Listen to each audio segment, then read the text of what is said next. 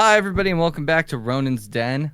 I'm Steve. As always, I'm joined by my co-host Eric, and we have Levi, Hilarious Game Master, the creator of the Legends of Kralis, back for a third time. Where today we are going to go over the Aelwyn species of Legends of Kralis.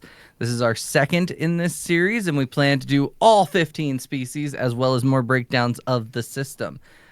Levi, why don't you give us a little blurb about the Aelwyn, like some lore, something special about them? Tell us who Yeah. they are. So Aelwyn are quick, light, charming, curious folk with an utterly world connection to nature.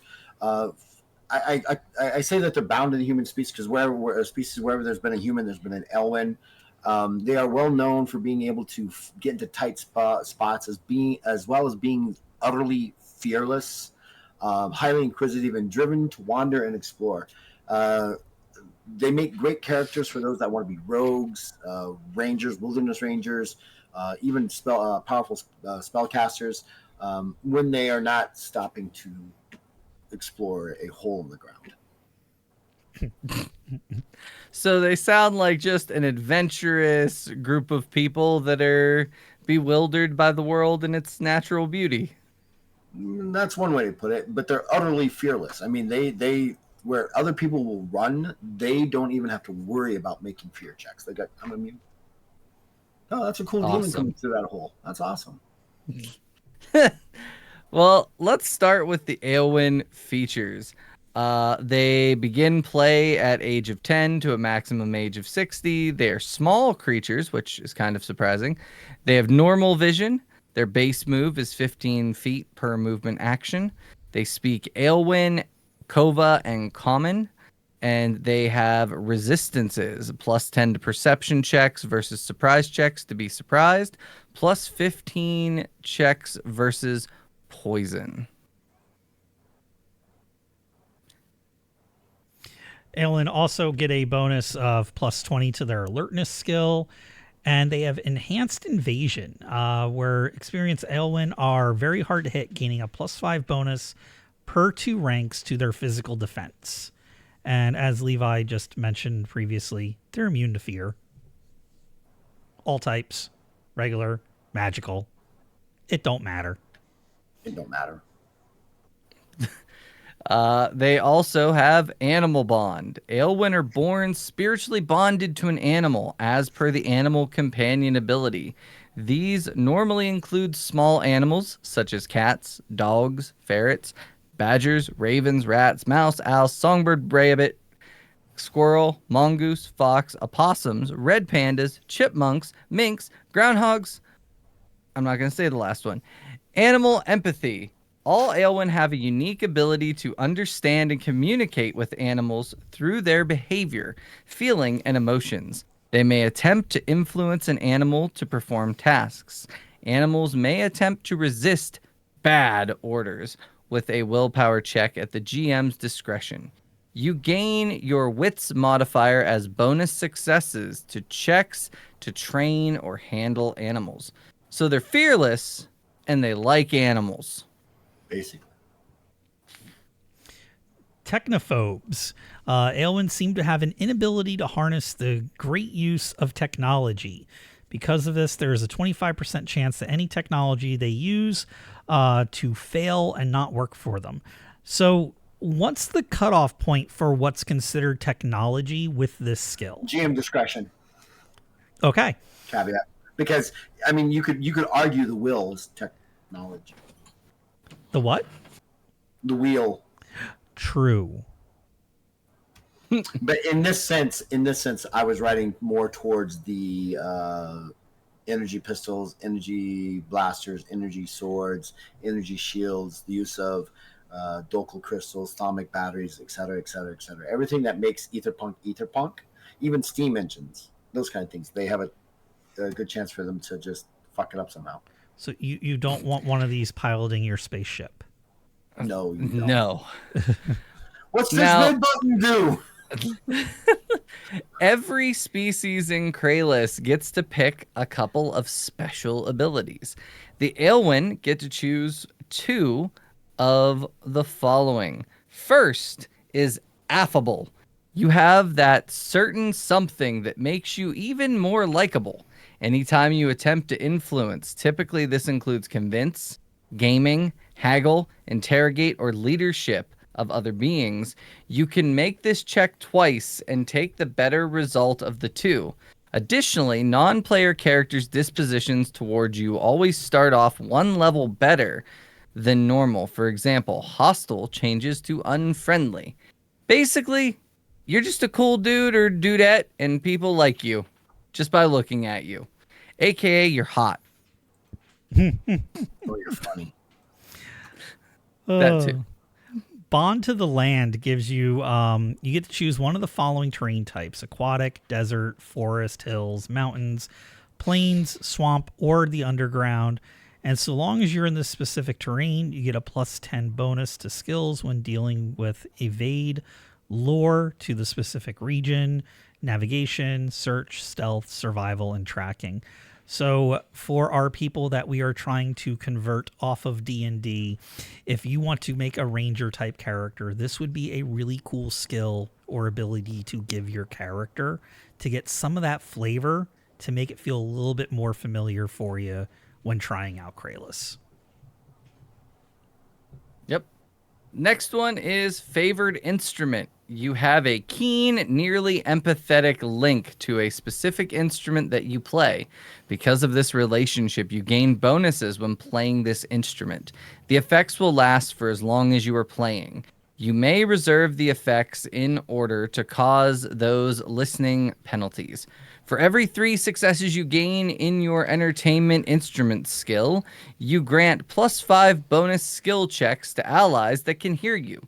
Additionally, you grant your allies a +5 bonus to their initiative per every 5 successes to a maximum of +25 initiative modifier.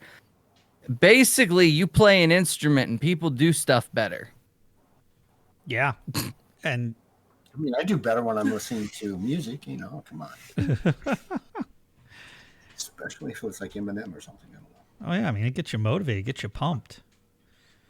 Hardier than most. You are extremely hardy and solid being and naturally resist poisons. You are resistant to types A through D poison and gain +40 to all other checks versus poisons.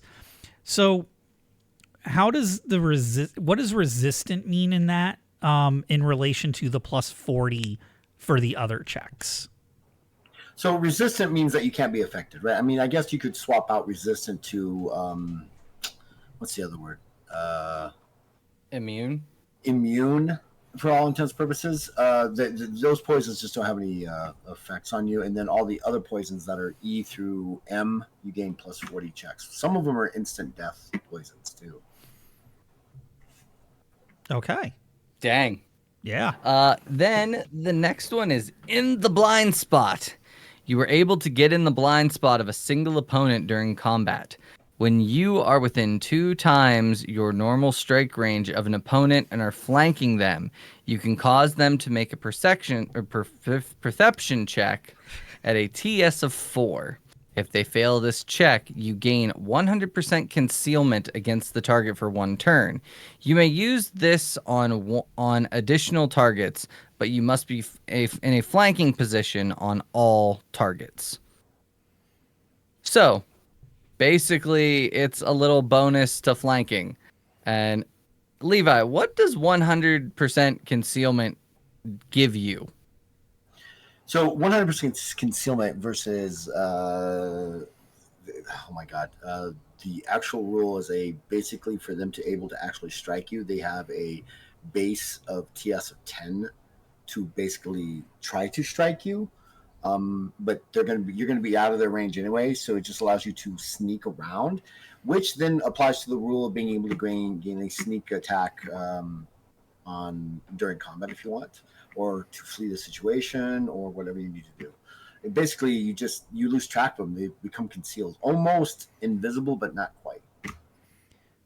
And Okay. and TS stands for target success. So that means they need to meet a minimum in that case of 10 successes on their check to even be mildly successful, correct?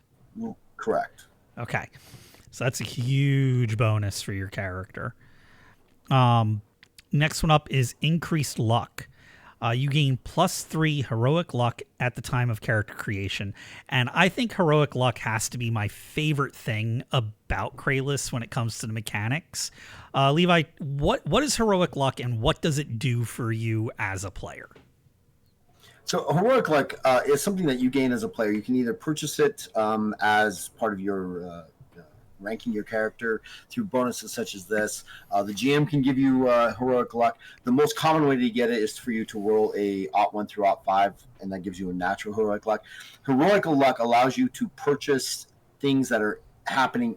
I can't say things, but allows you to change the game as it's happening around you. So, for example, let's say Eric again is engineering this and producing this. He's got a skill of 50 and he rolls a 51. Well, he doesn't want to fail on this, so he spends a heroic luck, gets a reroll, and rolls lower. That's what that does. It goes all the way up to spending 10 heroic luck, which allows you to cheat death. You survive miraculously being chewn apart in the dragon's maw. You slip between its teeth, underneath its tongue, and it spits you out eventually, and you survive with a consequence. Maybe you lost an arm, maybe you lost a leg, maybe you lost a hand, something weird. Maybe you're dramatically, narratively damaged and have PTSD towards dragons for the rest of your natural life. Whatever that looks like for the specific narrative, but you've survived that encounter. Okay. All right. No strings. You have learned how to not be where your enemies think you are. Because of this, you gain +20 to your evade skill attempts and a +10 to your physical defense. Pretty straightforward there. You just better at evading stuff and you are better at defending because your enemies think you're there and you're not there. Yeah, I would say very straightforward, easy to go with, as is the last one, I believe, which is called Sneaky. You're naturally sneaky. With this, you can move in such a way as to reduce the amount of noise you make while moving. You naturally move so quiet that you do not cause any sound when walking normally. From this, you gain a +10 bonus to your stealth checks. I feel that that's very self-explanatory as well. Yep. And that's our look at the Aelwyn. They make, in my opinion, great rogue ranger type characters with the different special abilities that are available to you. I really like them. We're going to be continuing this series looking at the other 15 species in the player's core book with Levi, along with all the individual rules and mechanics that the game has to offer. But as always, I'm joined by my co-host Steve. We're going to be picking up Capiterra here, actually recording that session tonight. We're continuing our bi-weekly Night Below campaign, and keep your eyes peeled for these Legends of Kralis videos that are going to be coming out on a weekly basis as well. Thank you, and if you could, give us a like and subscribe. That really helps us get the video out in front of more people. Have a good day, folks.